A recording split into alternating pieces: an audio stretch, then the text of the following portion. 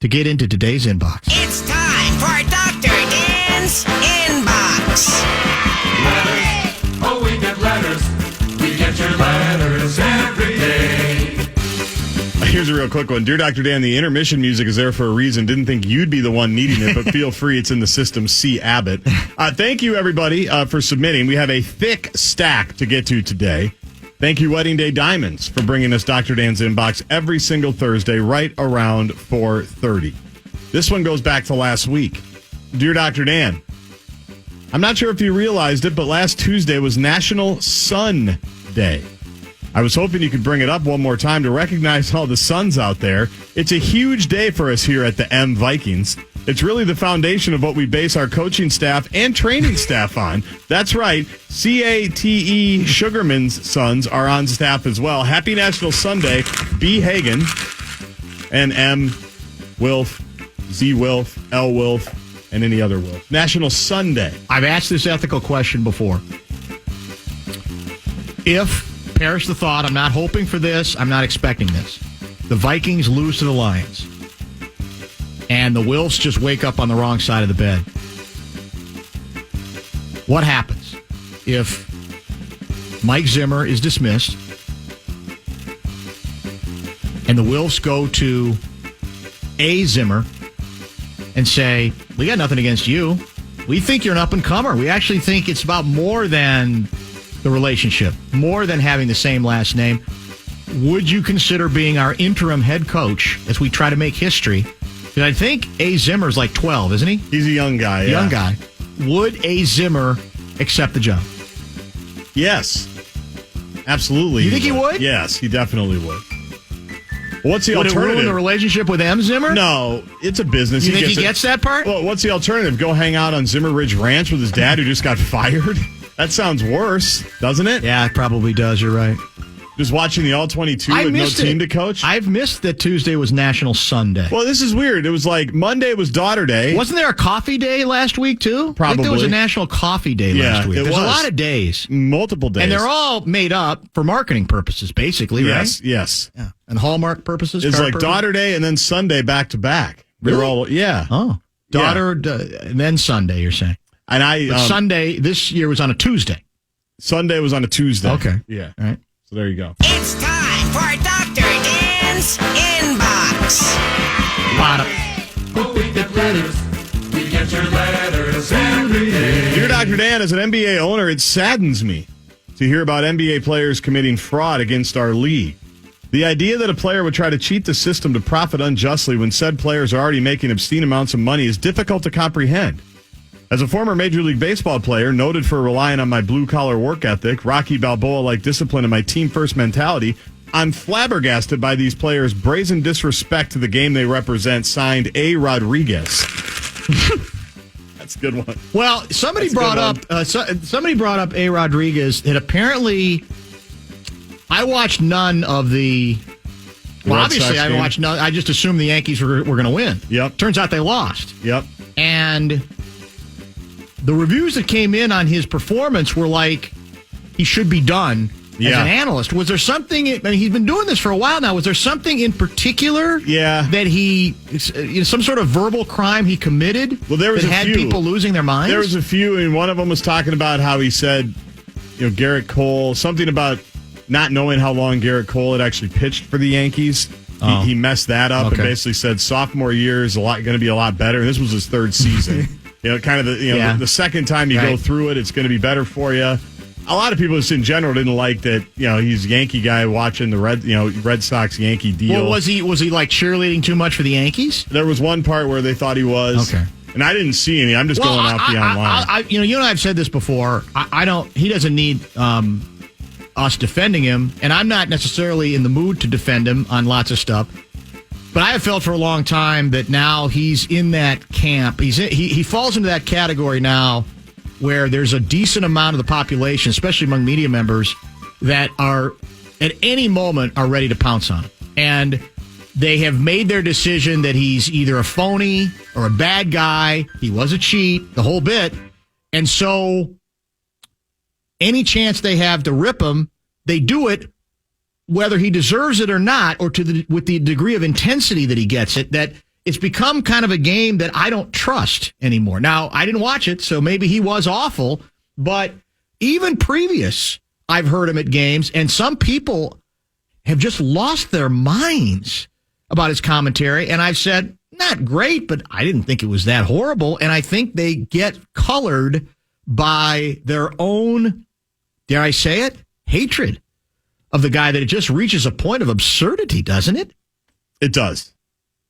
And he's polarizing, but at some point you got to let it go. I would think, but maybe the question is, what impact does this have on us and him running the team? I don't know that it would have any. I don't believe. Do you? Know me, I've lost myself in his eyes. Well, yeah, I'm not ready to do that either, but, at least I wonder what they're like once they have the keys. What do you think their dinner is going to be? I don't think it's going to be lasagna dinner that they host. No. For the team? For the team. I don't think it's going to be a lasagna for some reason. I think it's going to be something else. It'll probably be somewhere. I think it's going to be something more exotic. Yeah, and it's probably going to be on Lake Minnetonka somewhere. Yeah, they're not going down to Mankato. I don't believe. No. I think those days might be over. That's a good question. Maybe their own version of the Love Boat without the love?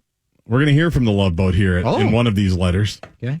It's time Coming for up shortly. Dr. Dan's Inbox. All right, we got a lot on the same topic now. Lance Lynn is getting lit up, man. We didn't need him. Today it looks vindicated because he's having difficulty taming the very potent Houston Astros offense. Dear Dr. Dan, happen to notice that Coach Fleck has had a rough start to the season. A loss to Bowling Green, close one against Purdue. I, too, have had a difficult start to my season, yet I can offer some advice to Coach Fleck. Come to my place in Ohio, outside of Columbus. You can relax, have a beverage, get a lap dance from a not age-appropriate woman. It really clears the mind. But understand, my joint is a classy place. It's not about the bar, but the food. We are about freshness and quality. That's why we grind our own spices. We grind, and we grind, and we grind some more. These freshly ground spices go into our dry rub, which we pat lovingly into our young, soft, succulent meat. God. Told you it's going to be a head shaker all day. My God. This is like a tame one. This is the one that came in last night. That's relatively G-rated? Kind of. Oh, my goodness. Well, in case you didn't know, that was from Meyer. Meyer. So, what the part about not being age appropriate, what does that mean? I don't know. I think it was just a cheap shot. Oh, okay. Age appropriate for a man of his vintage. Well, how old is she? I don't know. I didn't break down the video Who that are we closely. to judge on the age? I think the age thing, that's each their own Cheap on that. shot, I think that's too low. I just say there's so much other stuff there that you wouldn't need. You didn't really need to go to that card. Why don't we go two Meyers at a time? Okay. Dear Dr. Dan, my previous therapist told me my method of getting myself to relax after a game was okay. She said it was okay to have several drinks and pretend to be Patrick Swayze. Now I'm told this is wrong. What are your thoughts, Dr. Dan? Meyer. Want me to keep going? Yeah, we said you were going to do a couple at a time. Oh, yeah, that was going to be the second one, but I got another one. We get your letters every day. I understand the initial uproar, Dr. Dan, about what it appears that video was showing. As everyone was aware, it was at my restaurant. I'm a coach, yes, but I'm also a businessman. I've seen how all of the young adults I have spent years working with as a college coach become increasingly more addicted to TikToks and other video platforms. So excuse me if I thought a video was a good way to promote that my restaurant is finger-licking good. It was tough to see that message on the first video. It's why I had the second video leaked to get the message out there. Sincerely, Meyer. What kind of food is it? Do we know what kind of food they serve at his bar? Is it basically the usual Bar sports fare? bar kind of bar fare thing, or is there a real specialty? See the menu. Kind of curious. How's it look? Looks pretty good. I mean, appetizers, they've got an avocado bruschetta, got a nice skillet mac and cheese, fresh cut fries, short rib nachos, blackened mahi tacos. They've got some pizza. They've got sandwiches. Yeah. So he's got something to fall back on if this whole coaching thing falls apart. They've got Buckeye cheesecake for $8. Ooh, Buckeye cheesecake. Yeah, really nice. Really nice. By the way, Lance Lynn knocked out of the box in the fourth inning. Astros 5, White Sox donut. Dear Dr. Dan, I recently took on a challenging new career opportunity. Hasn't gone so well. Now I'm faced with a dilemma. Do I chase after my avocation, which is dancing? Well, more like grinding. Or do I continue with my new job? I've always thought of myself as more of a Chippendales kind of guy, just afraid to let it loose. I need to make a decision. The pitchforks are after me because my main job isn't going well, and I kind of got caught acting like G. Rosas in a video where I was actually an innocent bystander harmed by my incredible personality and celebrity. It really is hard to be me. My doctor is concerned with my cardiac health, well, this time more from my grinding. Honestly, I thought it was T. Lawrence in the video. Really, look at the hair, you Meyer. Keep going. I never thought I'd read grinding so much. I was going to say, that seems to be the universal word throughout most of these. Oh, we get letters. We get your letters every day. Dear Dr. Dan, this new job has been rough. I left television for a shot in the biggest league around. I started Donut and 4 and decided to abandon my employees and spend time with my lady on the side, and it was caught on camera. Looking to get your advice. Do you think a monocle and top hat still pays as a good disguise? How about locating a doctor that will write me a note on my health in regards to flying on the team plane? Scratch those questions. How about, how do I tell my boss that he owns the Jaguars and EB Enemy isn't coming, so you might as well stick with me, as head coach, you Meyer. Question for you. Yeah. Let's say if you go back into the olden days, or even moving forward into like the 50s, 60s, 70s, 80s, what do you think the percentage was then of coaches, college or pro, who fancied themselves swordsmen? Whether percentage, married or unmarried. Yeah, it'd be tough to put a percent. A good amount. Did Newt Rockne cheat? Not sure. I don't think there's any evidence that he did. Paul Bear Bryant. Amos Alonzo Stagg. I don't know. I'm kind of curious what the if they would be in the exact same position, but what they had going for them was probably two things. One, media less likely to report on stuff like that back in the day. Yep. And number two, I guess, would be no cameras, right? Or not readily made cameras the way we all have them on our phones. Because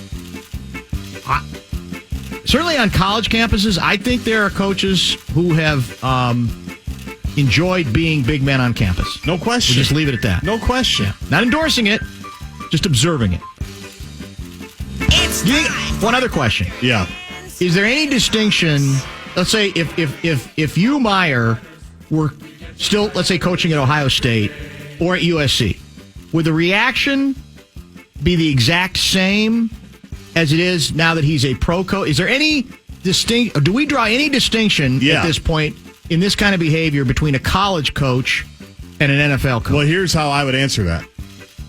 If Urban Meyer was at Urban's Pine House in Columbus, Ohio, as the head coach of the Ohio State Buckeyes, that video ain't seeing the light of day.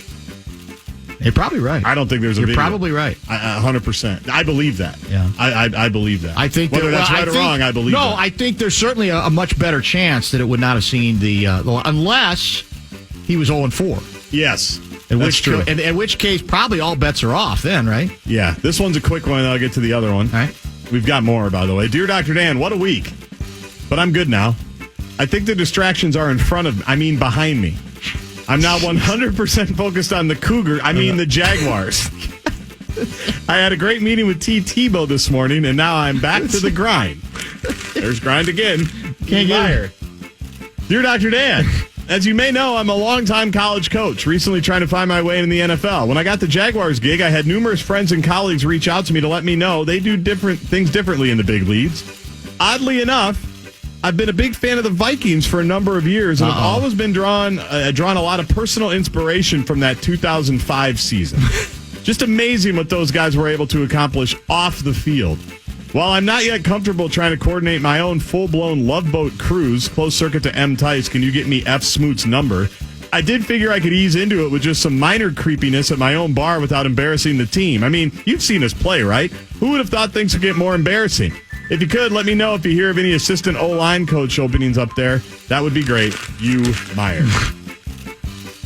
That was the elbow thing you were talking about.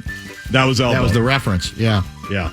You want a couple more? Yeah, I had something else in the tip of my tongue that I was going to mention. Oh, So again, a lot of these jokes are for the sake of the joke, but is the woman in the video, is it fair to describe her as a cougar? No. What defines cougar in 2021? I assume it's a term it's age. fallen out of favor. Yeah. She's 24 years old. A very reliable source just told me. That's not a cougar. Not a cougar. Unless the definition of cougar has changed. I don't know what the drop-off age-wise is. There's a cutoff. There is, yes. She I wouldn't think, would not have fit that. Do we have any more information about her? Is she enjoying this moment of fame I don't or believe infamy, so. or is she like, get me out of this, I don't want anything to do with this? I'm pretty sure she's basically deleted all of her social media. Seriously? Yeah, I think I heard that earlier this morning. Because she's under siege? Pretty much. Wow. Yeah. Well, like she's being blamed? By some, I'm sure. Really? Yeah. It's her People fault. are nuts. It's her fault. People are crazy. Okay. It's time for Dr. Dan. We got to get to Knocker. I'm just going to read a bunch of these here quick. Okay. And then I got one more to get to. We get your letters every day. Dear Dr. Dan, any ideas how I can get fired from my job? I had such a great time last weekend with my family. I would really like to leave my job and spend even more time with them, but I don't want to quit. I'd rather get fired and have a nice buyout. I've tried the following. 1, losing, but my boss seems okay with that. 2, losing what little respect my employees had for me. 3, hanging out with women that were not my wife. It worked for an executive in your town. Radio people seem to have a history of doing dumb things that got themselves fired, so any help would be appreciated. You, Meyer. Dear Dr. Dan, you mean to tell me you wouldn't do what I did if KFA and the restaurant was still around? You, Meyer. Dear Dr. Dan, I want to apologize to my wife, Shelley, my children, and to the entire Jaguar family. I provide myself and think of myself as a man of faith. There's a deep drive to left field by Castellanos. That'll be a home run. That'll make it a 4-0 ball game. You, Meyer. Dear Dr. Dan, have you seen our grandpa? Sure do miss his drive-by visits. You, Meyer, grandkids. Oh, those are all so good. The one, in case you didn't know it, is a callback to one of the more famous or infamous apologies offered live on radio in the history of Apolodazzle, correct? And it was T. Brenneman. Tom Brenneman. Who basically apologized for something. I don't even remember what he said. It was a bunch of homophobic slurs. It wasn't good at all. During a break. But he was still doing the game, so job one is describing the action. It's amazing. So he's in the middle of the apology describing. There's a fly ball to center. That'll be caught. Home run by Castellanos. Bernie Carbo makes the catch. I mean, that's how ridiculous it was. But it was a very good callback by that emailer. 13 You Meyer related entries to the inbox. I wanted to read all of them. Thanks, everybody, for doing that. Let's give you one more, Dan, to chew on here, because this one's topical. Okay. It's time And then we'll get to the knocker. Dr. Dan's Inbox. Letters. Oh, we get letters. We get your letters every day. Dear Dr. Dan, it is a big Emmy weekend for the hashtag Enough Said family. Our hardworking team will find out this Saturday if we are worthy of the best interview/discussion in the Upper Midwest Emmy Award category. Here's the deal. The show is 0 for 2 on winning after being nominated, so it's kind of nerve-wracking. We have our fancy outfits ready, our fingers crossed. But what happens if Enough Said isn't called and we end up 0 for 3? Do we feel like Susan Lucci? It took her 19 years. Please send positive vibes. Fox 9 senior executive producer, Elle Fisher. And she probably wrote that herself. Including the title that she made sure I get in there. It's unbelievable. Fox 9 senior executive producer, Elle Fisher. Any weekend. You're going to make me feel bad because you're going. I'm going. Elle Fisher's going. We might never get nominated again. And I'm not going. We'll FaceTime you. Yeah, well, that's the least that you can do at that point. I don't know what we do. If we don't win it this year, again, maybe we take a long, hard look at ourselves at that point, and we say, maybe it's time to try something else. I hope that doesn't happen. I hope management doesn't feel that way, too. I think they like that we're nominated. Yeah, well, better than not. It's better than not. It'd be nice to win one, Or though. is it? Yeah, sooner or later, I think you got to pay off on it, or people they start rolling their eyes about, Well, they're Emmy nominated. We're happy for Yeah, it. Twins and Wolves making the playoffs and not winning. How hard can I continue to savage and mock the Twins for not winning a playoff series and now not even winning a playoff game in forever if we can't knock down an Upper Midwest Emmy? It's a good question. It's a fair question. Especially now, as Pat Kessler reminds us, that Chicago's not even included. like it was back when he won the Emmys. I always love that one. Let's come back with the knocker, Bill Maurice. He is next.